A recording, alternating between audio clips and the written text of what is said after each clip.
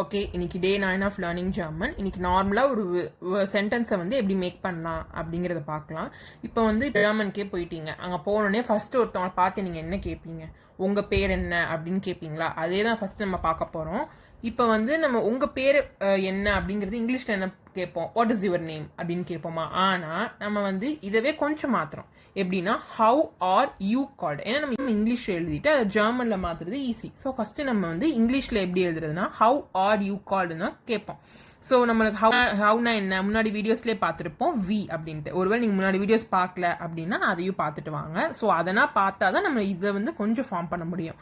இப்போ ஹவுனா வி, நம்ம அப்போவே ஒரு வீடியோவில் சொன்னேன் ஹெய்ஸ்ட் ஹெய்சன் டு பி கால்டு அப்படின்னு இருக்கும், அதனால ஞாபகம் வச்சுக்கோங்க அப்படின்னு. அதுதான் ஹெய்ஸ்ட்னா எப்படி உங்கள் பேர் என்ன, ஹவு ஆர் யூ கால்டு, எப்படி டு பி கால்டு அப்படிங்கிறதா ஹெய்ஸ்ட்.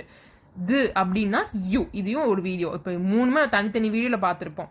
வீனா என்ன, ஹெய்ஸ்ட்னா என்ன, இதுனா என்ன அப்படின்ட்டு. ஸோ எல்லாத்தையும் நம்ம ஜாயின் பண்ணி இந்த வீடியோவில் வந்து பார்க்குறோம். ஸோ அதுதான் உங்கள் பேர் என்ன அப்படிங்கிறதுக்கு. அதுக்கு வந்து இஹு ஹெய்ஸ இந்து, என் பேரு இந்து, அவ்வளோதான், சிம்பிள். இப்போ வந்து இப்போ பார்க்கும்போது சிம்பிளாக இருக்குது.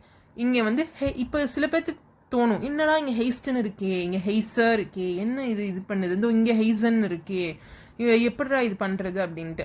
ஸோ இதனால தான் நம்ம பின்னாடி வீடியோஸில் பார்க்கலாம். ஏன்னா இதனால் ரொம்ப டீப்பாக நம்ம ஜெர்மன் கற்றுக்க தான் நம்மளுக்கு ஓகே இங்கே இதை யூஸ் பண்ணணும் அப்படின்னு தெரியும்.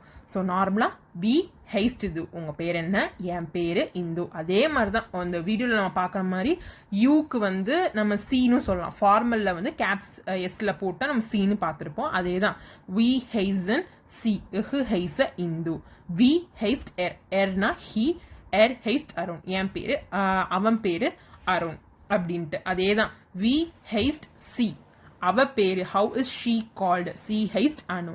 அதே மாதிரி தான் உங்கள் பேர் என்ன, வி ஹெய்ஸ்ட் இயர், வியர் ஹெய்சன் அனு உண்ட் பிரியா, அனு அப்புறம் பிரியா, அப்புறம் வி ஹெய்சன் சி, ஹவ் ஆர் தே கால்டு, அவங்க எப்படி அப்படின்னா சி ஹெய்சன் அனு உண்டு பிரியா, அவங்க பேர் அனுவும் அப்புறம் பிரியா அப்படின்ட்டு. இதுதான் நம்மளுக்கு பேசிக்காக வந்து நார்மலாக உங்கள் பேர் என்ன அப்படின்னு கேட்குறதா, அவள் பேர் என்ன, அவன் பேர் என்ன, அவங்க பேர் என்ன, உங்கள் பேர் என்ன அப்படிங்கிறது இப்படி தான் கேட்போம்.